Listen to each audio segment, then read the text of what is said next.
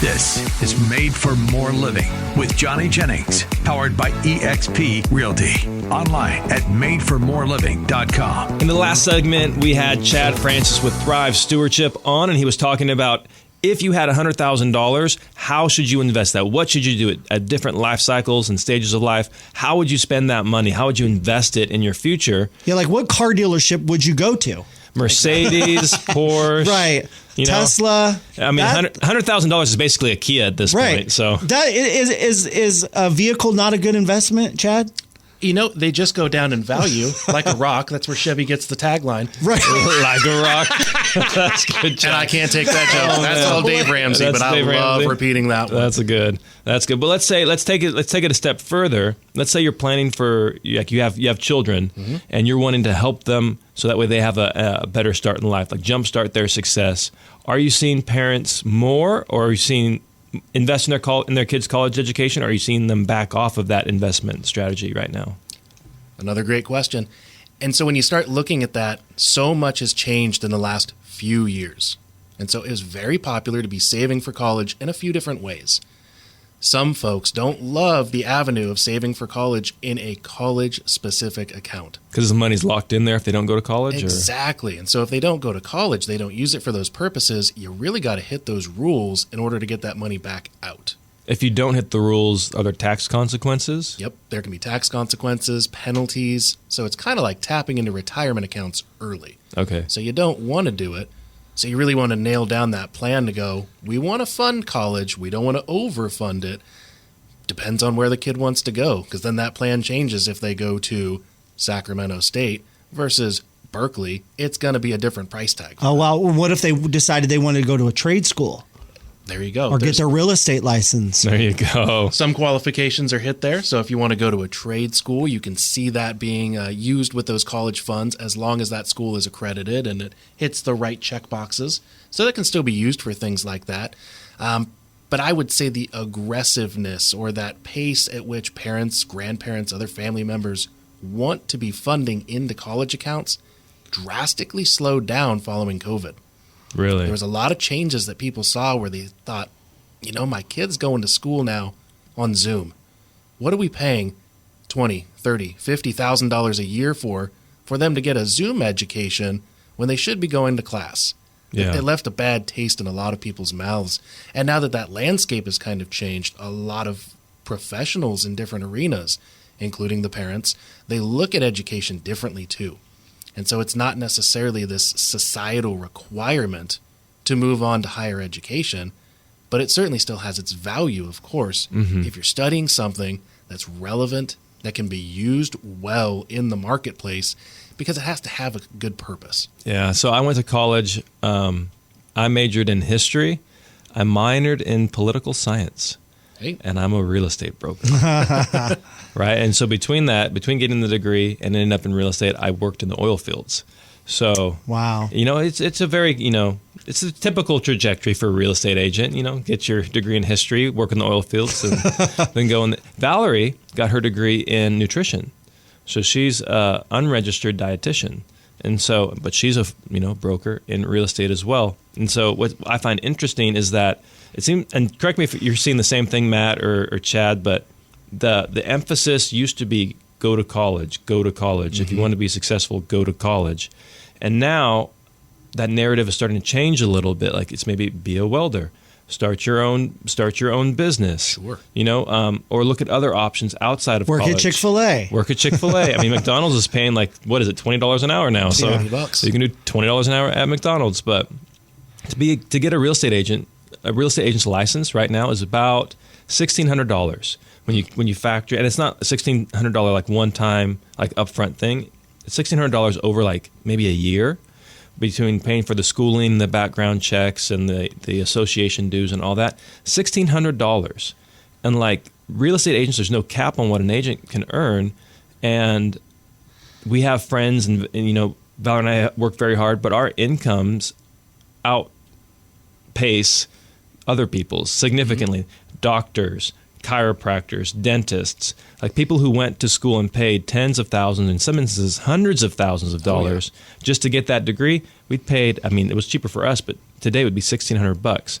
So when somebody's looking to plan for their kid's future and they're trying to figure out, hey, should I put all the money in this in this education basket? You're seeing fewer people do that. Yeah, it's slowed down quite a bit. And I think it was just kind of a change in that mindset. Like you were saying, it might not necessarily be a requirement now. What are they pivoting to if they're not putting it in the for saving for school? What are they putting that money in instead? So a shift can be done. You just think about it a little bit differently. You still want to save. You still want to set some money aside because, hey, if they go to college, great, let's still be prepared. But rather than a college-specific account, just a general investment account that's open. You can pop money into it anytime you like. And, hey, if the kid goes to college, great. Use that money for that purpose. If they don't, great. You've got a pile of money, and now you get to make a new decision. So are these things like IRAs or Roth IRAs in the kid's name? Are they doing this, or is this thing in the parent's name solely?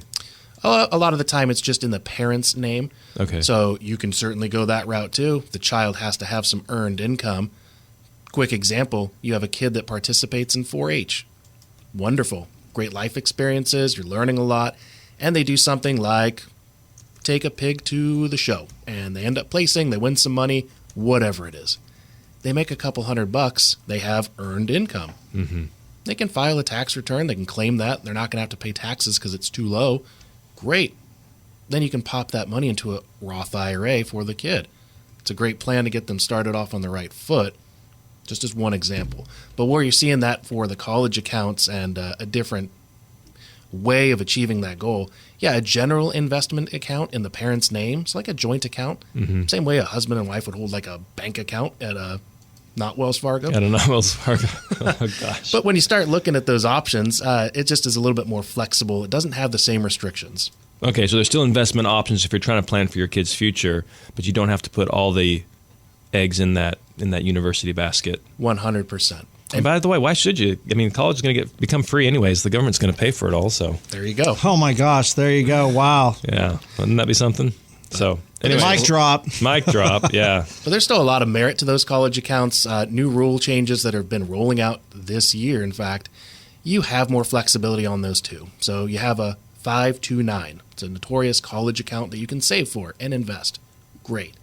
If the child doesn't go to school, those funds don't get used for that purpose, you can, over time, the rules will continue to change, siphon that money out into the now young adult's own Roth IRA. So now your child that didn't go to college, or, hey, you got leftover money, you can begin moving that into their own retirement Wouldn't account. that be something? You have leftover money after your kid got a 4-year degree or went to college. Those are words that don't often go together. No, that's not. I was like, paradigm shift. I thought you were going to say slowly siphon it off into a wedding fund. That's what I was expecting you to go with. So let's switch gears real quick and talk about, you had some interesting stats that you wanted to share on wealth building in homes, like home ownership. Yeah, there's just so much out there right now about information and what's in the media and what's happening with, hey, is it better to rent? Is it better to buy? But there's so many stats out there that get overlooked on the home ownership side about what it means to be building wealth and how that can lead to a higher net worth in some ways that surprise a lot of people. Surprised me. So what do you mean? Like what was surprising? The number 10. I was blown away. So 10x is the average net worth difference as you start getting a little bit later in life of dollars between an owner versus a renter. And so it should become pretty clear. Hey, you own a home. Great. Of course you have more net worth because you own something. Mm-hmm. But it's so much more than that. It's that you own a home that's going up in value, so you've got some equity. Your payments are going towards something, decreasing that mortgage, so you're gaining more of that equity. But then also it just regulates things in life. You know, you own something, you have a mortgage, it's steady. Yeah. You've got a $2,000 payment. Well, in a couple years, it's still going to be a $2,000 payment. Right. Versus your rent, and it's every year. Well, it's $2,000 this year to rent, and the next year it's going to be $2,200, and then it's going to be $2,400. And so over time, that rent increase can eat into your budget, and if you don't watch out, that can start eating into what your savings goals could have been Whereas that mortgage, hey, you keep that lower price for a long period of time. Now you've got more flexibility in that budget to be saving, to be living, to be giving. So you got a lot more options there. Totally. Yeah. And like you said, it provides a little bit more stability because let's say your rent goes up at one property and then you realize, well, I can't afford that. So you get up and you move, you're paying moving expenses. If you have kids, then there's again that instability. Maybe you have to change schools. Maybe there's a different transportation. Maybe you're going to different grocery stores. You know, there's all kinds of things that factor in that change when you don't have that stability that a home brings. A home brings stability, and it's not just financial, but it's psychological, it's emotional, and that plays into the long term, like you said. You know, that plays into the long-term focus of the person, their strength and their focus on being able to financially provide and focus on their finances. Whereas if you're renting, it's just, you know, it's always moving. Yeah. So this is where I end up diverging from many of my real estate counterparts is the whole rent versus own conversation. So I won't contest what the numbers say, but sometimes it's just too often young people or even people in the middle age feel like they're behind the eight ball because they haven't bought a house. Sure. But life circumstances have made not buying a home maybe the smart option. So what I mean by that is if you don't have a life plan, like you cannot, if you want to make God laugh, tell him your plan. Sure. So I get that. We know we're saying this, you know, with tongue in cheek, but if you don't have a plan, like, hey, I'm going to be at this job for the next 7 to 10 years. I'm going to live in this town. I'm going to live in this state for the next 7 to 10 years. If you are just passing through, the numbers also show that it makes more sense to rent versus to buy. Oh, absolutely. Because of the interest, the down payment, all the costs associated with it. The interest is front-loaded on the mortgage payment. So you're paying primarily interest. You're primarily paying WF or Chase or U.S. Bank. You're paying them, not building equity in that property. And so if you're only planning to be in an area a short period of time, it makes more sense to rent. So if you're hearing this, you're feeling, oh man, they're just talking about, you know, home ownership on a show. Like, I'm trying to provide the other alternative, the other perspective as a real estate broker. And what I will say is, what makes sense 100% of the time is buying an investment property.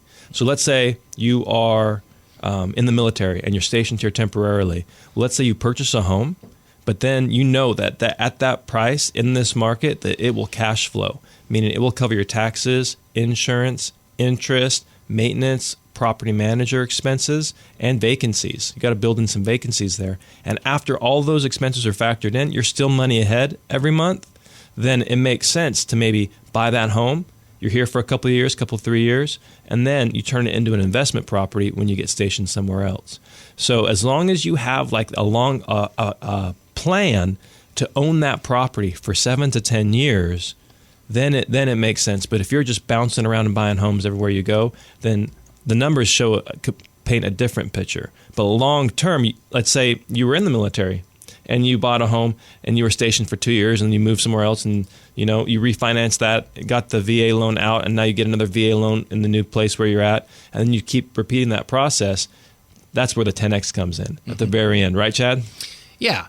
And, well, truthfully, I don't love the idea of being a long-distance landlord personally. I'm with you. But, yeah, and, I kind of skirt that number down just a little bit, too. The 7 year, that's great. I would even say 5. You start getting into that arena of it can make sense because you start recouping those costs, like you were saying, plus the value of the home. You tend to see those cycles moving up and down, but over a 5-year period, it's pretty safe to assume your home will have appreciated some. Yep. And so that can be very effective. Yeah, I'm being a little bit more conservative on the numbers. Oh, sure. But what most people are like, hey, what's happening in the market now? What's happening now? Is now a good time to buy? And the answer is, it has nothing to do with what's happening right now, and it has to do with what's going to be happening in 5 years, 7 years. And as long as you have a plan that can weather that cycle, then it's a good time to buy. Which brings us up to what we're going to be talking about on the next segment. Is we're going to be talking about rates. Everybody's hearing a lot about rates. Rates are going up, going down, staying steady. What does that mean for homeowners, and what does that mean for buyers? So we'll be discussing rates right after this.